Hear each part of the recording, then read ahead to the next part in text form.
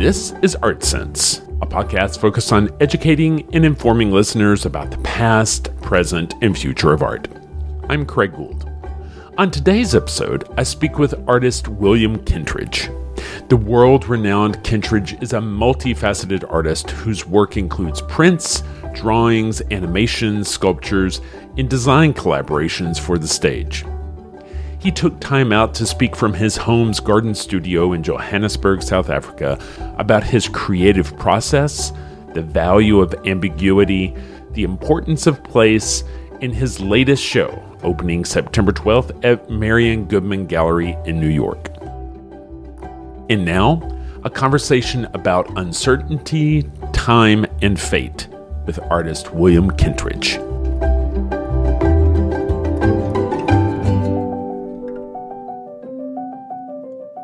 Kentridge, thank you so much for joining me this week on the Art Sense podcast. William, I wanted to have you on to speak about a new show you have coming up, Oh, to Believe in Another World, that runs from September 12th to October 21st at Marian Goodman Gallery. But normally with artists, I like to start with a hypothetical, and that is, say you're sitting at a dinner party and for some reason the person you've been sat next to has no idea who William Kentridge is. Where do you start to explain your work and what it consists of? Well, it always sounds very tendentious because they say, what are you? What do you do? You say, well, I'm an artist. That's already an embarrassment these days to say I'm an artist, like saying I'm unemployed, unemployable, more to the point. And then it is, oh, what sort of things do you do? So, well, I make drawings. I say, okay. And they think, oh, technical drawings, is this an engineer? And they say, no, I make animations. And I say, oh, he makes comics. Okay. And then he said, and also sculpture, that's starting to get too many things. And he said, also direct theater or opera. Then it's like, no, this is like an Amateursville, doing everything, able to do nothing, get a job. But all of those things are part of what happens in the studio and what gets made. Sure. Well, I mean, I think it's just people want to put people in a box, right? And there's no one box that kind of can contain all of the work that you do. Yeah, I mean, when I was much younger, when I was starting out, I had very good advice from people who said, you can't do theater and drawing and filmmaking. Choose one of them and try to master it, become good at drawing, become good at theater. Which seemed very sage advice. So I tried to take it and I stopped drawing. I sold my etching press. I thought, okay, I'll try to be an actor. But fortunately, I failed at that. And I failed to write film scripts that anyone was interested in. So I ended up back being an artist again. And for some years, I tried to stick just to that limited discipline. But after a while, I discovered I was starting to make films, animated films, and then those were going into theater. And eventually I understood that the only hope for the work was what happened from all the additions, from all the new thoughts that came from working across disciplines rather than in one discipline. And that the drawing was richer for what came to it from the theater, and the theater was only interesting because of what the drawings brought into the performance. And so by now I've given up trying to, even at the beginning of a project, decide what it will necessarily be. I've heard you say before that you quit that initial push of being an artist. You quit because you felt like you had nothing to say, but that doesn't sound anything like the William Kentridge we know today. I mean, what changed? I think what changed was when I started, this is South Africa in the 1970s, a very heated political circumstance. I was very aware of what it was to be a white, privileged young man in that society. And you had to justify who you were in a way. And so that for a while, the art I was making in the theater projects I was doing very much designed with what are the images that are needed, what are the lessons that can be taught to the world. So it was a kind of a Leninist view. What is to be done? What are the images to be made? And I came back to being an artist when I discovered that I had no idea what the images were that had to be made, what lessons I could teach the world, and that I had to not think on behalf of an audience, but say, if the work interests me, and people I'm working with, then that's enough, and that will be how it proceeds. That reminds me of how you've described your process as having this sort of disassociative duality, that there's the artist as creator that needs to be intuitive and impulsive, but there's also artist as critic that kind of begs for revision and searches for meaning. Yeah.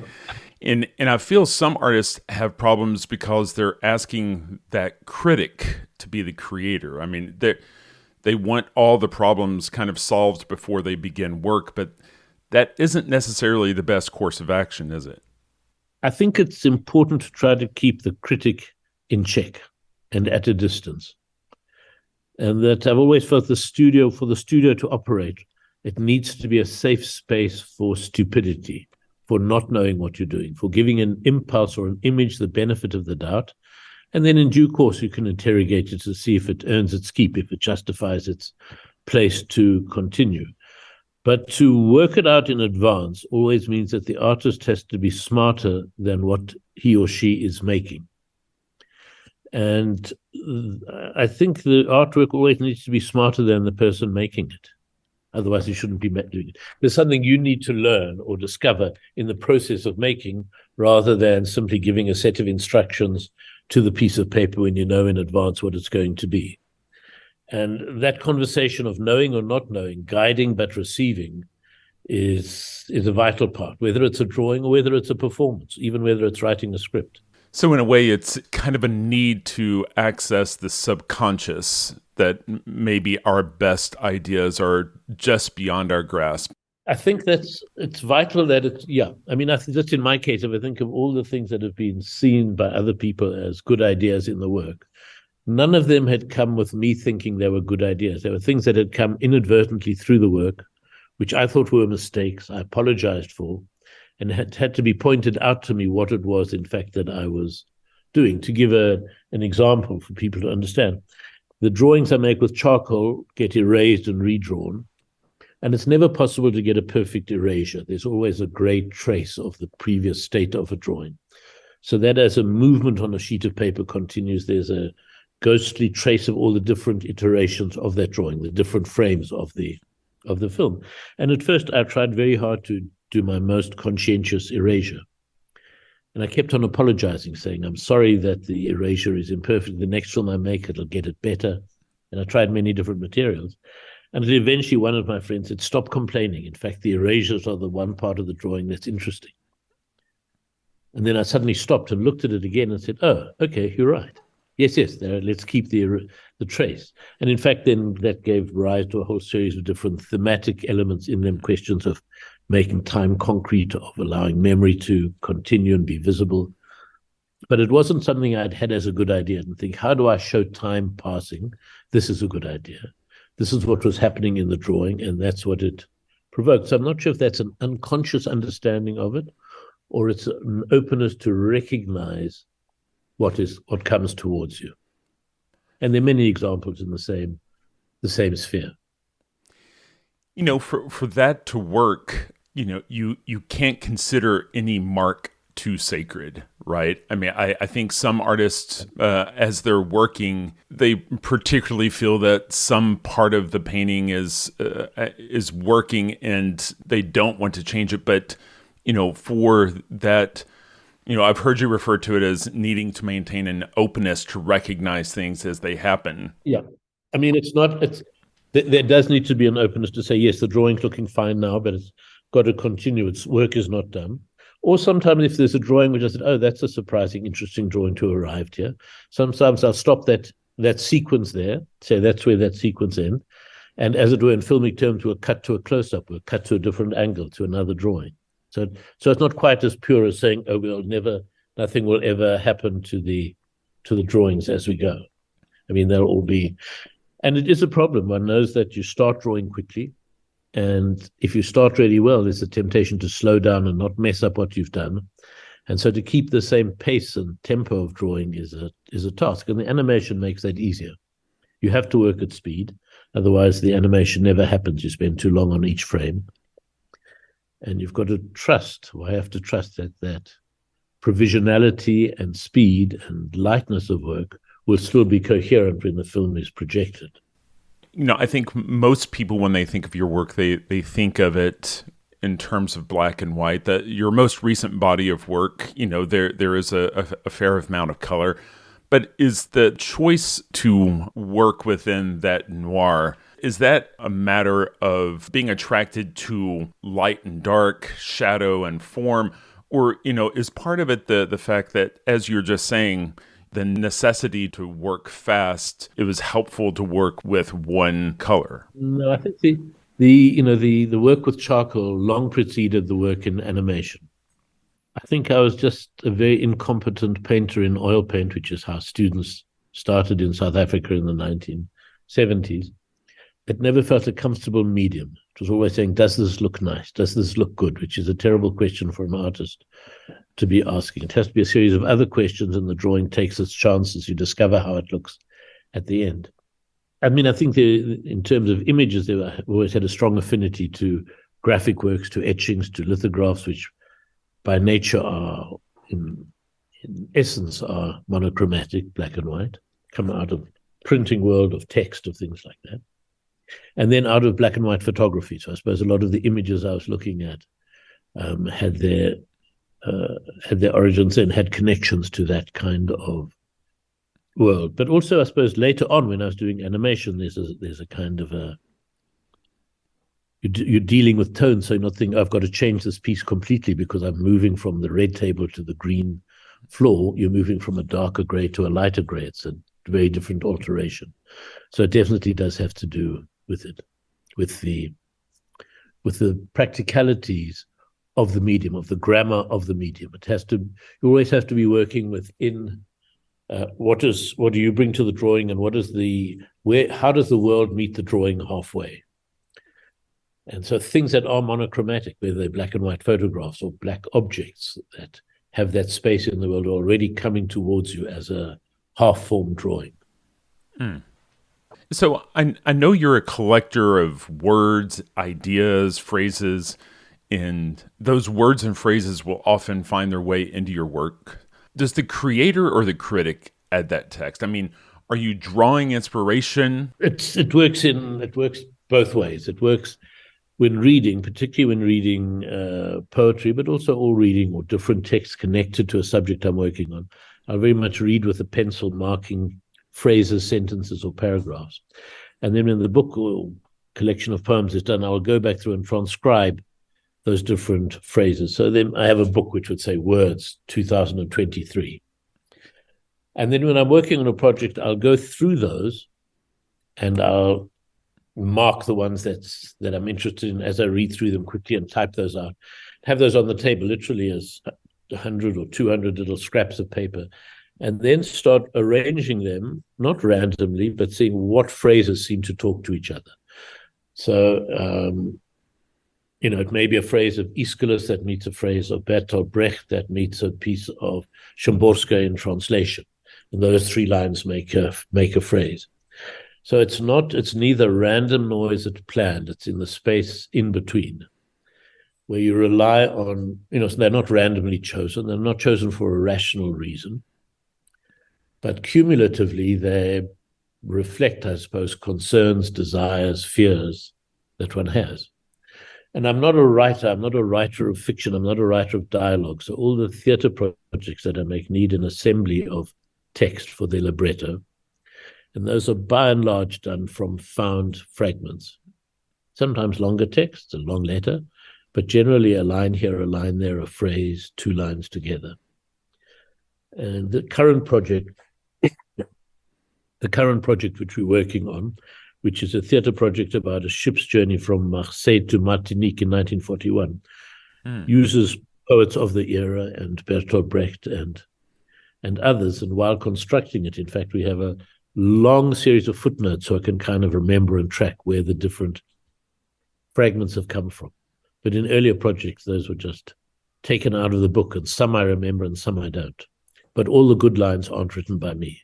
There are a lot of filler lines I do write, but they're never the best ones. But those pieces, I had a guest recently that was talking about William S. Burroughs and cut up text and repiecing things back together. And, in particular, I'm thinking of like your Sybil project, those pieces that you brought together from all of these disparate sources. Yeah. It becomes its own form of poetry in the end. I suppose it does, being generous. It does become a text. The text combined with the music for the Sybil became a very strong component. I think if we just read the text, there'd be all these fragments. If we just had the music without the words, the two somehow work together very strongly. Trying a similar thing in the current theatre project. And some parts I'm sure will work well. Other parts, I suspect the number of words will shrink and shrink and shrink from what's assembled at the moment. The 50 pages now will become 40 pages, which may end up as 20 pages when performed. And there's a process of both working on the text, going through it again, rearranging, taking out, finding new fragments that go in, and working on the images that are going to be projected of life on the ship at the same time. And then, when I can, working with the composer and the musicians on different fragments which affect how the texts work. So it does become a stirring of the pot. So it needs an openness on all sides to not, the images which have emerged, and I've no idea quite how they will fit into the piece. And the pieces of music that we were improvised, which don't have a home yet, but which are very interesting with the new pieces of film made. So maybe at the moment we just call them interludes. There's an interlude. It's not part of the main story, but we like the music, we like the images, and we'll find how it shapes the whole piece.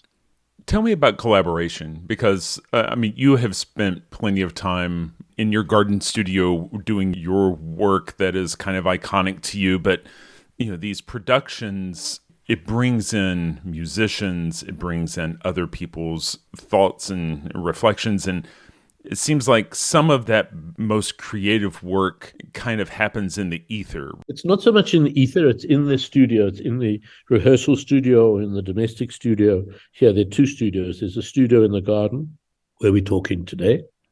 And there's a larger studio in the heart of downtown Johannesburg, or in a rough part of downtown, where rehearsals or bigger filmmaking or sculptures would happen.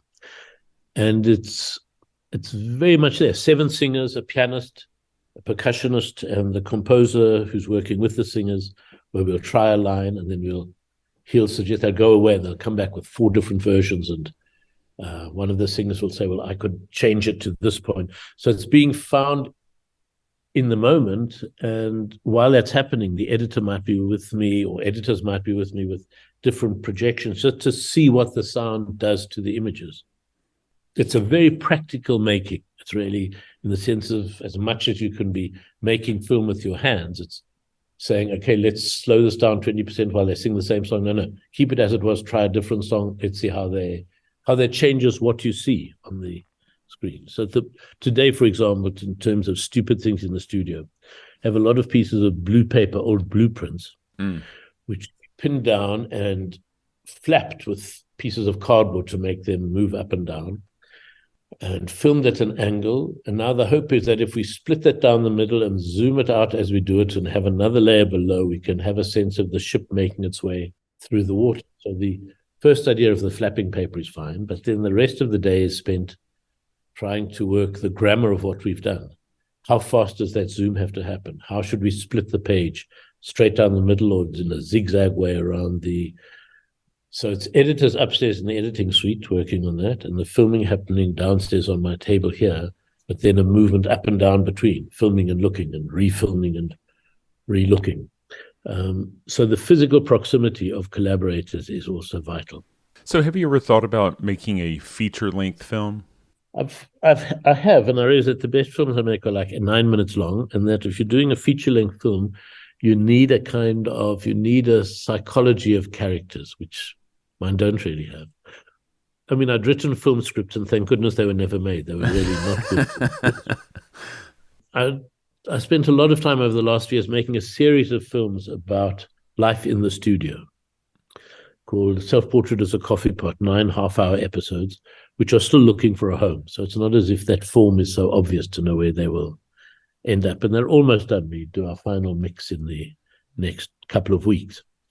So that's long form, but it's episodic long form. The animation, you can spend a year to make a 7-minute film. Mm-hmm. So to make a 70-minute film or a 90-minute film, you're talking about 9 or 10 years. It's not, because for the animation, it doesn't work to have a whole studio. For that, you need to have a script or a storyboard to tell people what to do. Right. And the way the films work is without a script or storyboard from image to image.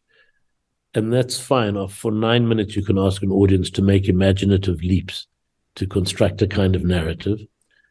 I think if it gets much longer, you need to have more of a structure. So in theater, it's possible for me to think of longer form, an hour and a half, 2 hours. But in animation, not yet. I feel like some of the best artists leave things unanswered. Can you talk about creating work that asks the viewer to construct meaning rather than receive meaning?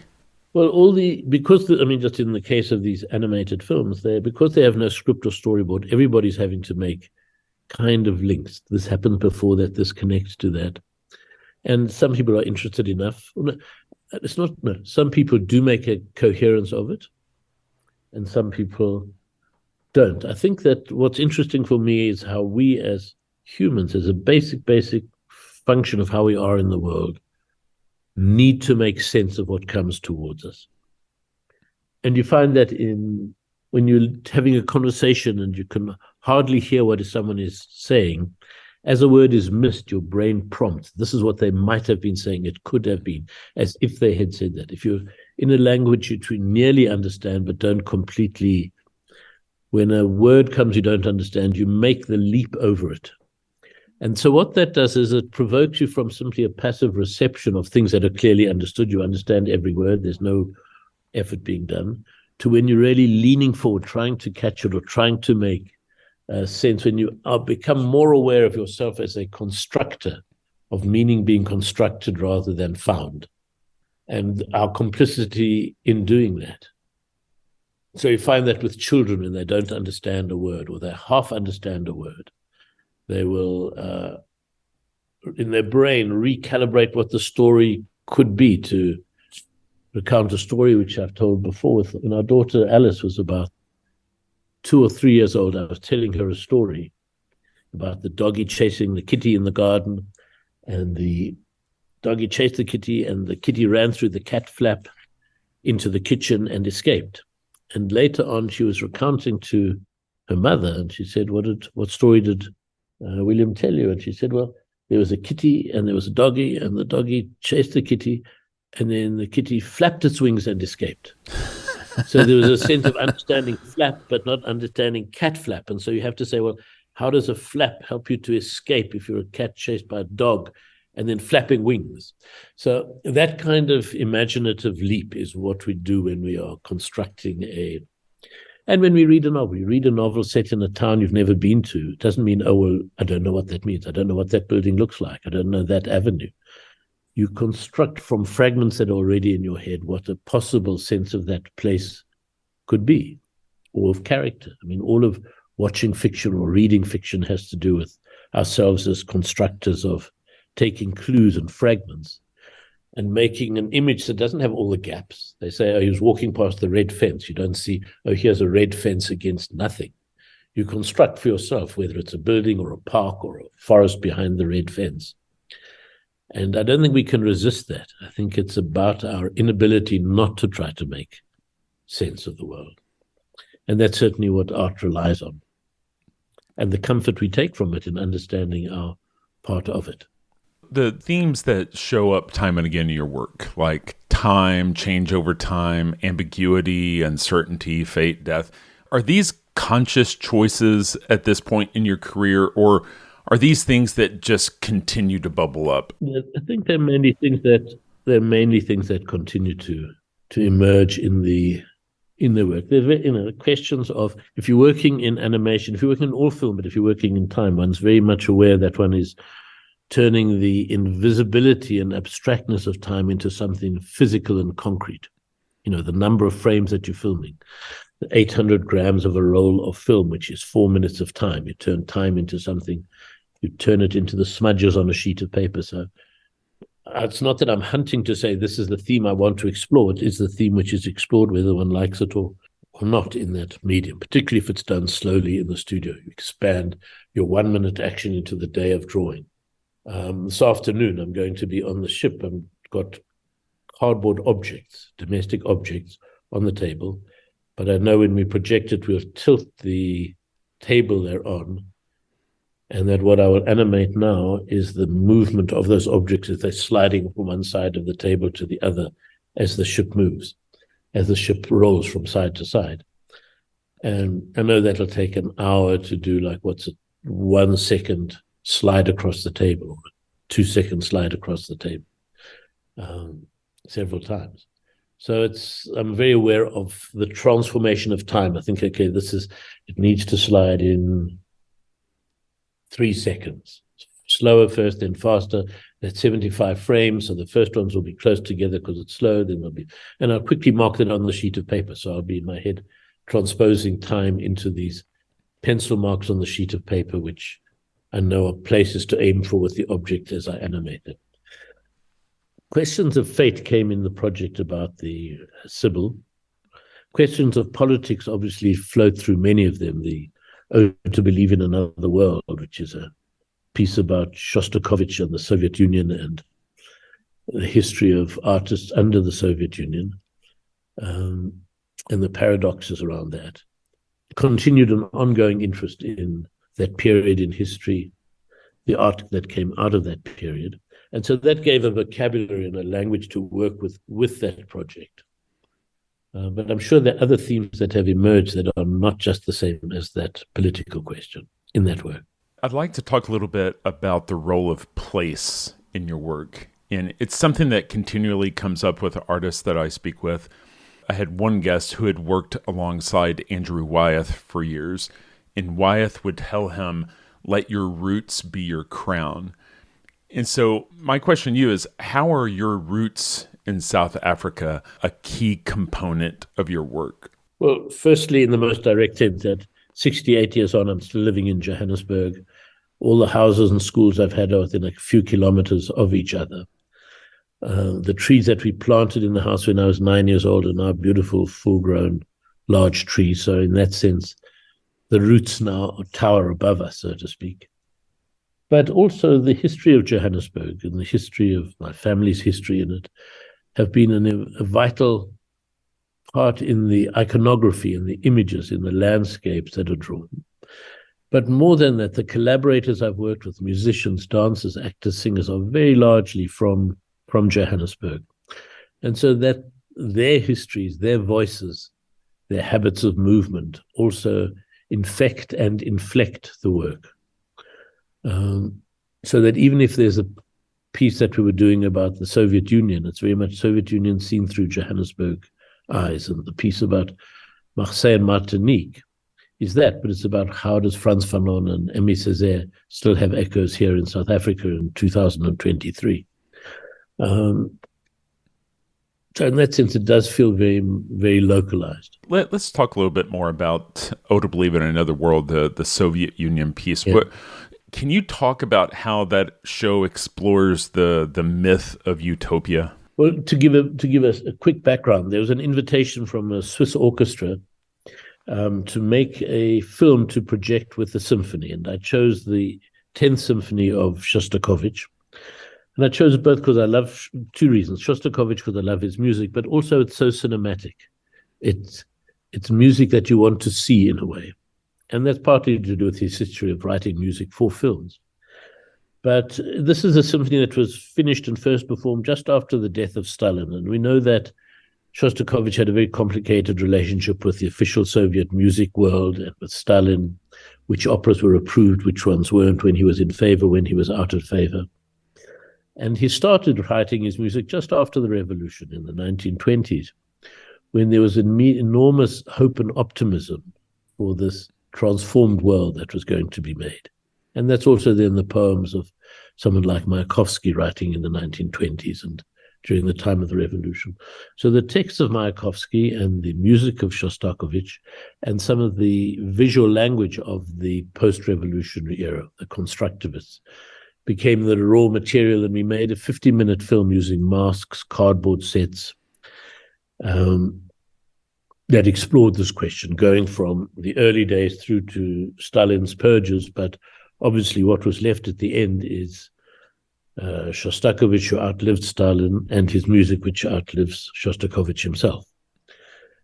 And the pieces at the gallery are both elements of re-editing of some of that film, not into a 50-minute symphony, but into a 12 or 15-minute immersion into 5 different screens, which are surround a viewer, it's almost if one's walking through an old abandoned Soviet museum.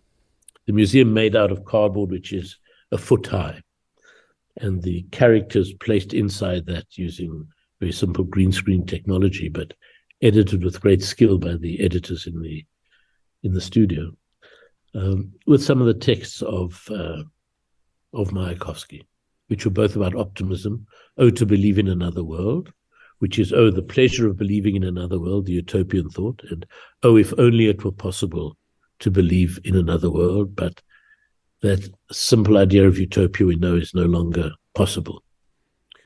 So hopefully all of these things are there in the film, and then there are a number of puppets which were used in the film, similar puppets which are on the exhibition, and then a series of other works connected but not directly connected to the project that make up the exhibition.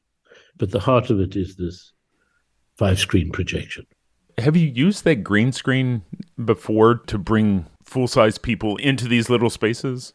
No, this was when working in theater, we always make a cardboard model so we can look at projections, we can think how we would do different scenes, what's the scenic movement. So that's fairly standard.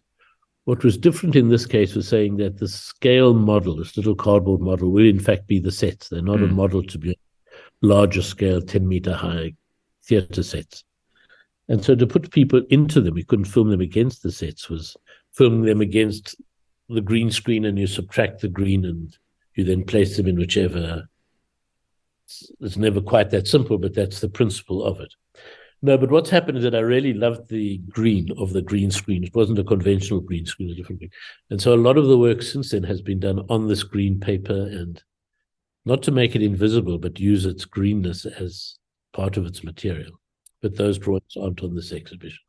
The sculptures, what does your 3D practice look like? I mean, do you create through sketches and then execute? The 3D work almost all starts as, well, until now has been starting with black silhouettes. So a torn paper silhouette. Here's a rough shape of a telephone. Here's a rough shape of First World War tank, which looks like a box of Calisson Day, in fact. And then thinking, what would it be? So it's either like a shadow. Here's a small scale shadow, but we would tear it out of black paper and think, what would it be for that to have a heft? So it's almost extruding that piece of black paper into wax or clay or cloth so that it has a certain weight. And then with some of them, making a lot of small pieces and then choosing a number of those to enlarge, which is a function both of simply copying the small sculpture and making it large, but then a big rearranging in terms of proportion, shape. They become very different as they get larger. And then in a few cases, making more monumental pieces.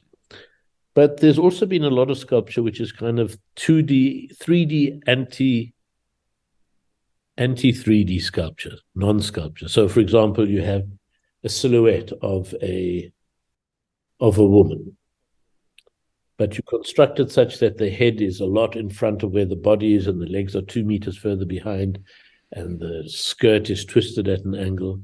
So there's one moment where the different pieces cohere and line up, and you have the coherent image.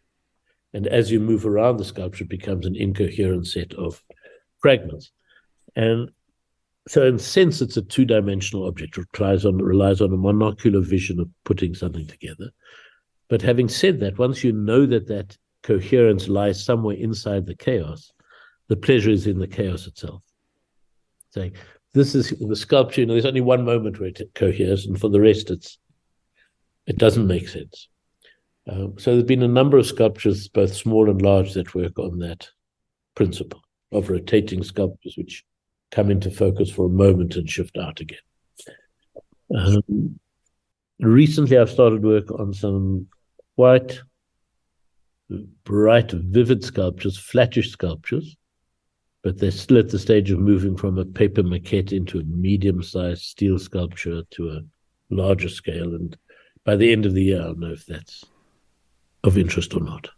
It seems like the sculpture in the show takes on a variety of different weights, right? I mean, there's some that are kind of like an ode to Giacometti, others that it's almost like we can feel your fingerprints in molding clay. And then there are others that are large and solid and have flatter surfaces. And of course, you mentioned the ones that maybe aren't in this show, but utilize a lot of wireframe to accomplish that monocular vision that you mentioned. But it's taken on a lot of different forms. I mean, do you appreciate the variety in that hands-on process? Yeah, I mean, it's working with different collaborators also. So a lot of the smaller puppet figures like the Giacometti are very much collaborations with the costume designer from the theatre projects, Goris, with whom we'd made puppets for the film, Oh to Believe. So some of those puppets are, and then the bronze sculptures are very much working with the foundry in Johannesburg and the master founder there who works with me on those larger sculptures. So they shift. There are a number of different, and then there's one piece which is a bronze horse, which in fact is made out of step ladders and clamps and other pieces of planks. And that relies on the particular skill of one collaborator to paint the bronze to look like wood.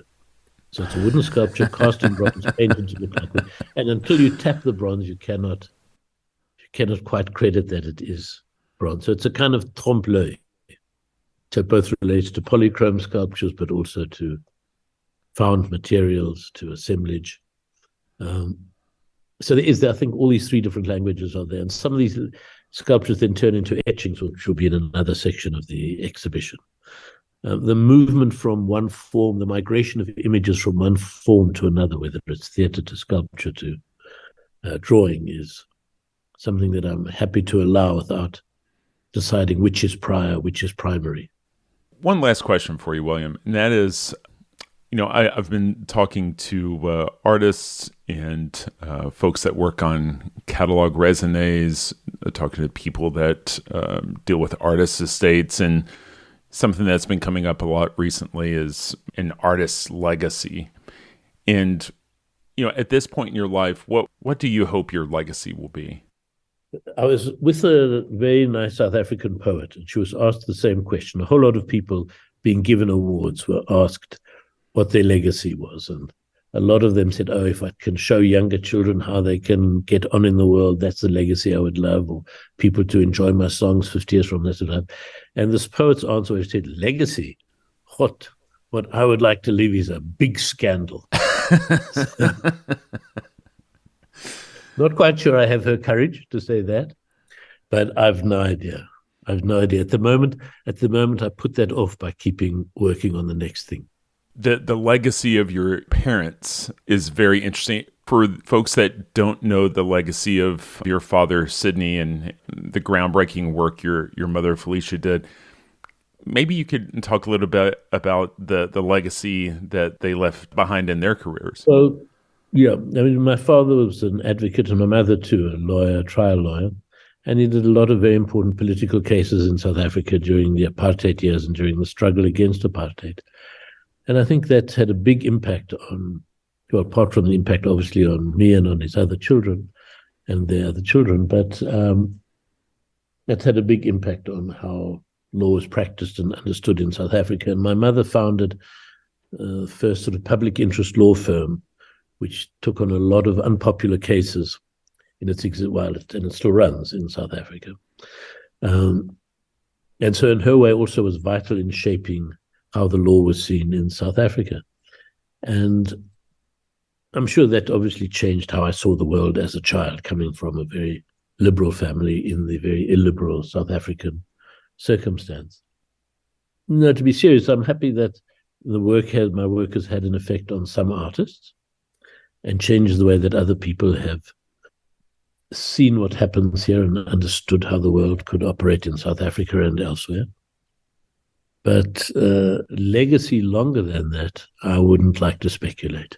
Well, your father is 100, so our conversation about legacy is probably 32 years premature. Well, yes, he's led a much more sober and Spartan life than I have, so I cannot quite have expectations of his longevity, but I'm very happy for his. William, I can't say thank you enough for your time today and the conversation about your work. It's been a real honor to get to spend time with you, trying to dive a little bit into what's inside your head. And thank you so much for your time today. Well, Craig, thank you. It's been a pleasure.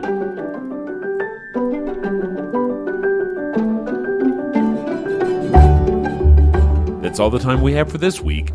You've been listening to ArtSense. You can find the show on Apple Podcasts, iTunes, Google Play, Stitcher Radio, Spotify, or your favorite podcast app. If you've enjoyed this podcast, be sure to subscribe. And while you're there, please rate the show and leave a quick review. Your feedback is the key to other folks finding us. And if you'd like to see images related to the conversation, read the transcript, and find other bonus features, you can go to cambia.art and click on the podcast tab. If you'd like to reach out to me, you can email me at craig@cambia.art. Thanks for listening.